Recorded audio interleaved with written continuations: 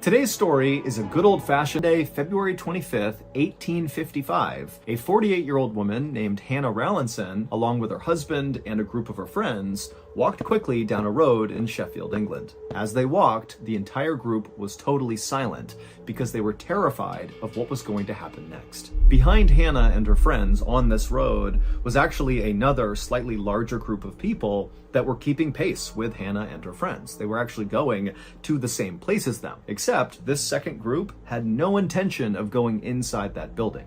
They were just there to see what happened. Now, Hannah and her friends were totally offended and annoyed by this group that was following them, but they knew there was nothing they could do, and so they just kept on walking in silence. And as Hannah walked in silence, she couldn't help but think to herself, how in the world did I get into this position? At the time, Sheffield, England was a big industrial city with lots of metalworking factories all over the place. And so loads of people at the time were coming to Sheffield to work in those factories. And as the population increased in Sheffield, the city began building all these tenement apartments, which are kind of like these low-quality, cramped, interconnected apartments that are basically cheap and easy to make and house lots and lots of people. Hannah and her husband lived in one of these tenement apartments, and they worked in one of the metalworking factories, which meant their lives were pretty rough and difficult. But recently, their lives had become even more challenging when their oldest son had died in a coal mining accident. And this totally devastated the parents, but Hannah definitely took it the worst. In her grief, Hannah became very antisocial and began just going to the factory and doing backbreaking labor all day, and then came straight home. She would go to a room by herself, and she would just sit there all night and pray and try to communicate with her dead son. Now, at first, Hannah's husband basically did the same thing as Hannah. He put all of his energy and his time and his focus on work, even though it was totally backbreaking and miserable, mainly because it was a distraction from this terrible grief he was dealing with. But after several weeks and months went by, Hannah's husband did begin to kind of get back to normal and began to move forward with his life. But he could see Hannah was not doing that. Hannah was totally depressed and isolated, and so he eventually encouraged her to start going back to church and start spending more time with people there, make some new friends, and hopefully being around some people will help you cope with this tragedy. And Hannah had actually taken her husband's advice. She began going back to church, she made a bunch of new friends, she rekindled old relationships, and before long, she was getting that support, and it was helping her kind of move through this grieving process. But ironically, it was this new church support group that had thrust Hannah into a new horrible situation, one that was playing out on the streets of Sheffield, England, as Hannah, her husband, and her church friends speed walked down the road with this big group following behind them. And so in this group of people with Hannah was obviously her husband, as well as her closest friend from church, whose name was Harriet Ward.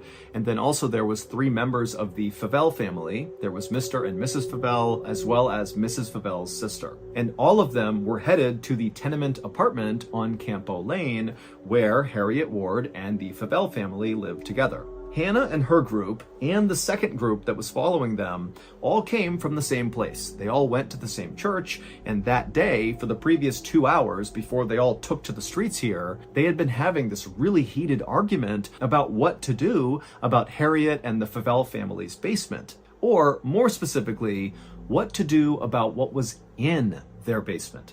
Some parishioners said that Harriet and the Favell family were just totally making up what was going on in their basement. But other parishioners believed them and said that that basement was so dangerous, nobody should go in it. In fact, we should just board up that basement permanently, or we should just level the entire tenement apartment building. And when that idea began gaining some traction, that lots of people in the church began saying, yeah, let's block off the basement or knock the apartment down, the Favell family and Harriet, who lived in this apartment building and did not want to, permanently block off segments of it or knock it down, they got so angry that they just stood up and left. And at this point, Hannah and her husband just got up and left with their friends. Now, once they got outside, they didn't really have a plan, but they felt strongly that they just needed to get to the Campo Lane tenement apartment building and at a minimum, just be in there to prevent other people from showing up and doing something to the apartment, like trying to knock it down or do something to the basement. And so Hannah and her group began speed walking to the apartment, and this gaggle of other churchgoers who were part of this argument just kind of naturally came outside and followed them. And then when Hannah and her friends reached the apartment building on Campo Lane, they went inside and shut and locked the door behind them. And for a moment, Hannah and the 5 other people she was with, they just stood there in silence, not really sure what to do next. But eventually, one of them said, "We gotta do something about the basement, because if we don't, the people outside will." Hannah walked over to the front of the apartment where there was a big window that looked out to the street. And when she looked out there, she saw the big group of people that had followed them were all kind of gathering around the small window that looked down into the Campo Lane tenement apartment basement. It was like all these people were jockeying for position to get the best look. Hannah shut the blind in frustration and then walked back over to the group. And then after a few minutes, Mr. Favell said, "You know, guys, it's only going to be daylight for a few more hours. If we're going to do something in the basement, we have to get down there before the daylight is gone. We can't be down there in the dark." The group nodded because they understood why. They definitely did not want to be down there in the dark. And then Mr. Favell looked over at Hannah's husband and he kind of gestured like, "Why don't we, the 2 of us, go down there together?" And Hannah's husband, even though he did not want to go down there, he just nodded and said, "Okay, let's go." Moments later, Hannah, Harriet, and the 2 Favell women watched as the 2 men opened up the basement door, turned around and looked at the women, and then they slowly began descending the stairs. And then after a couple of minutes, the only sound coming out of the basement was the sound of these 2 men using big metal tools to attempt to break up the stone floor in the basement. For the next 2 hours, Mr. Favell and Hannah's husband continued to smash up the floor in the basement, but every time they removed a big piece of stone, all they'd find was dirt underneath. There was nothing else. Meanwhile, outside, the crowd looking in that window into the basement was only getting bigger and bigger. It was no longer just other members of their church. It was now just random people who saw this big group and walked over to see what was going on. And Hannah, who was at that window looking out into the street, she was seeing this group growing and seeing how rowdy they were getting, and it was starting to make her really nervous. But the nerves she felt about the crowd were nothing compared to the nerves she felt about her husband and Mr. Favell still being in that basement now that the sun was about to set. She did not want them down there in the dark. And finally, when the sun did set and the 2 men still had not come up, Hannah just rushed over to the basement and yelled for them to stop what they were doing and get up here. And the 2 men did as she asked. They dropped their tools and came upstairs looking totally dejected. They had not found the thing they were looking for down there, which meant they had failed. But Hannah and her friends were hoping that now that it was dark outside and the people outside could no longer actually see into the basement because it was too dark, that maybe the crowd would disperse. But as Hannah, her husband, Harriet, and the Favells sat down to have some dinner in the apartment, they looked outside periodically and they saw the crowd was not going away. If anything, the crowd was still continuing to get bigger. Now, you got to remember, this is Sheffield, England in the 1800s. This was a tough place to live. Everybody's working at these factories, doing this awful work 7 days a week for very little money, and there's virtually no entertainment anywhere. It's basically just work, work, work until you die.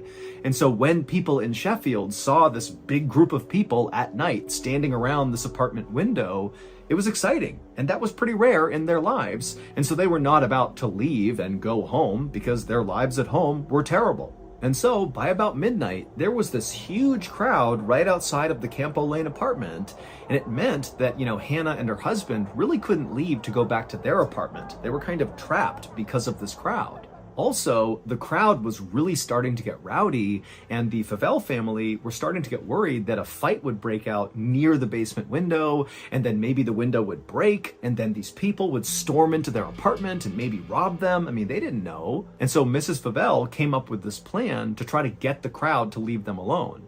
And so she ran over to one of the biggest windows on the first floor, and she pulled down the curtain rod and the curtain attached to it, and she handed it to her sister and said, "Go down in the basement basement and use this curtain rod and curtain to block out the one window this crowd has to look into the basement. If they can't see into the basement, then they'll likely just leave. But Mrs. Favel's sister, after being handed this curtain rod, she's like, I don't want to go in the basement. It's the middle of the night. I'm not going down there.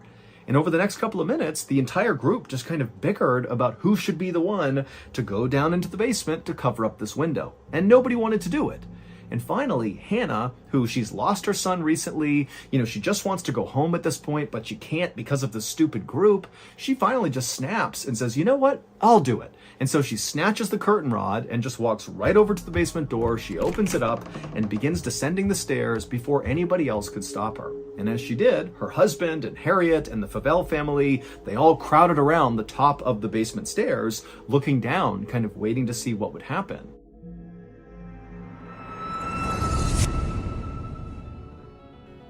Last night, after I tucked old Sing Out into his little lily pad bed, and I had handed him his nice warm glass of fly milk, I was about to leave the room for the night when the little guy sat up and he said, Papa, narra mihi fabulam, which of course in traditional Latin means, Papa, please tell me a story. And I smiled and said, of course, Lung. I know Lung is a real sucker for Lung-themed stories. And luckily, because of our new show, Mr. Ballen's Medical Mysteries, I'm up to my lungs in Lung-themed stories. And so before long, I was regaling old Sega Lung with a story about a man who believed he was just sick, but it turned out he had a tree growing in his lung.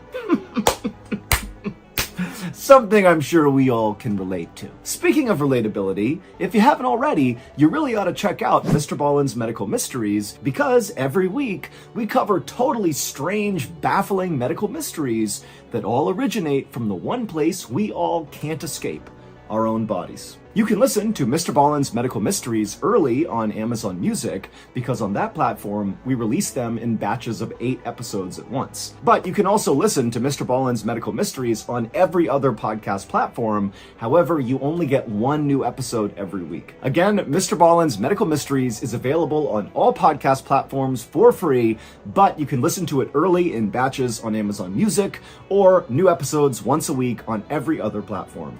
Okay, back to the story.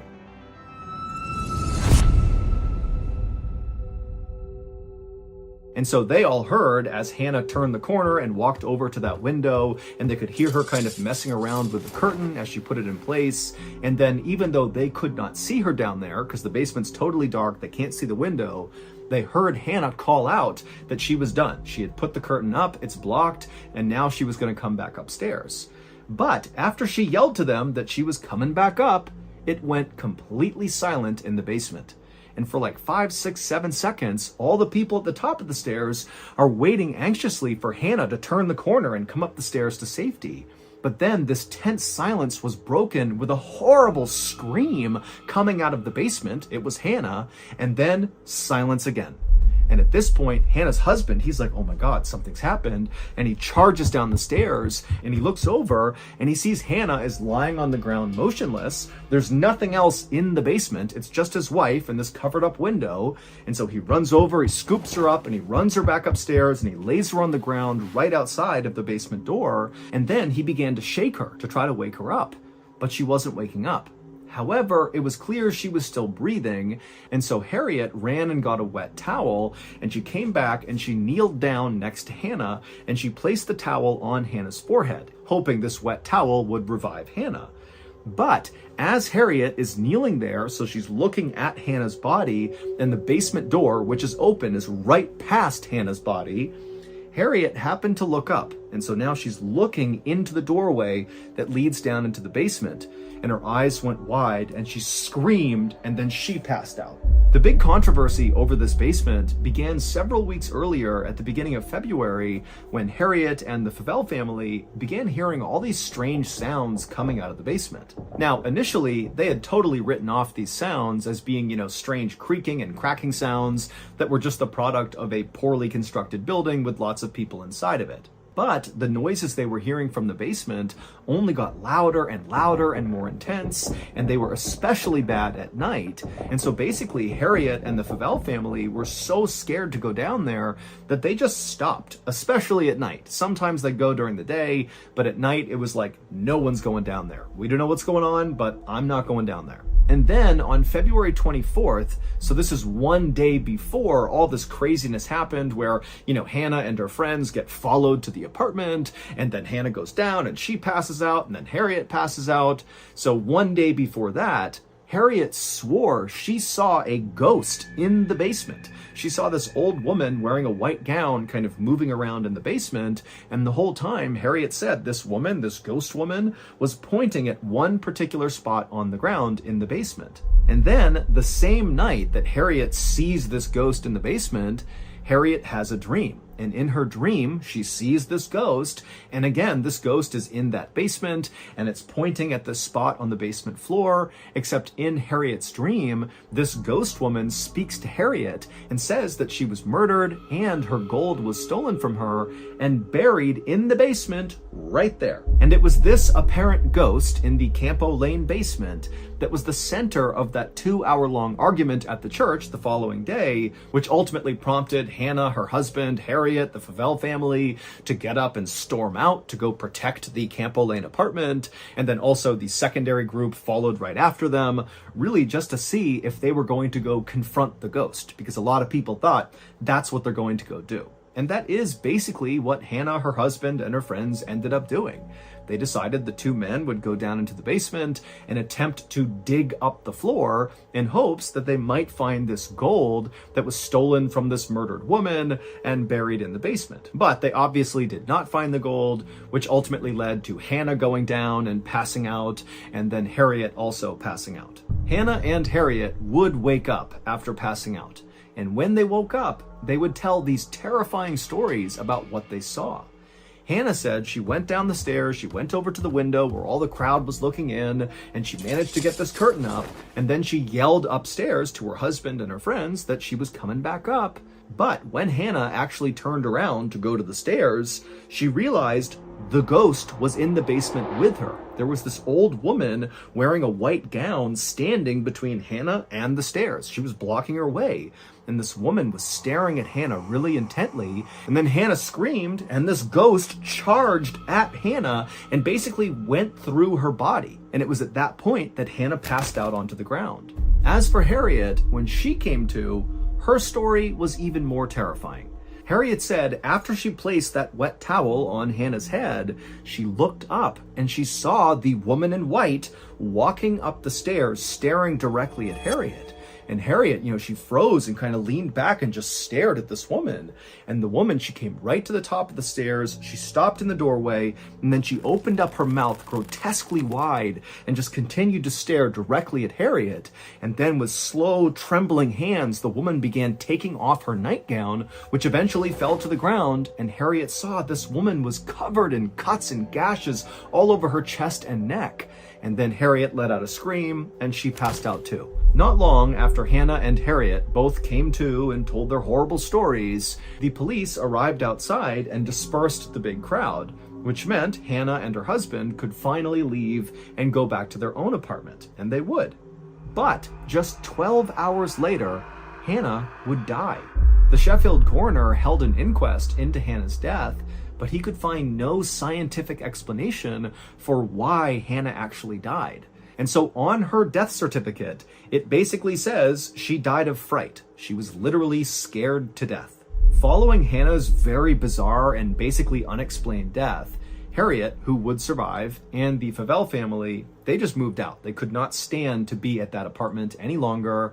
And then also many more people who lived inside of this tenement apartment building on Campo Lane, they also moved out because, again, it was just too terrifying to be near this basement. To this day, we still don't have a better explanation for what happened to Hannah. She was in good health, all things considered, when she died. And so really this didn't make any sense. And so this case still is one of the only in recorded history where somebody apparently died just from getting scared.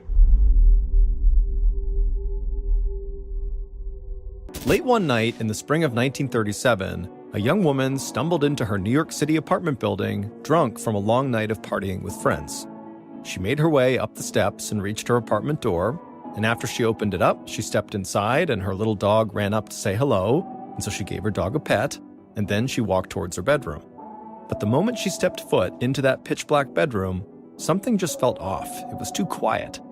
But before she could figure out why that was, something heavy came flying out of the darkness and hit her on the face.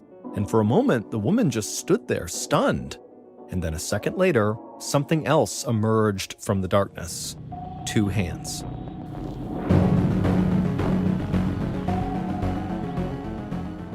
So that's going to do it. If you enjoyed today's story, be sure to check out our podcast called the Mr. Ballin Podcast, where we have hundreds of stories, a lot like this one, that are only available on the podcast. They are not on YouTube.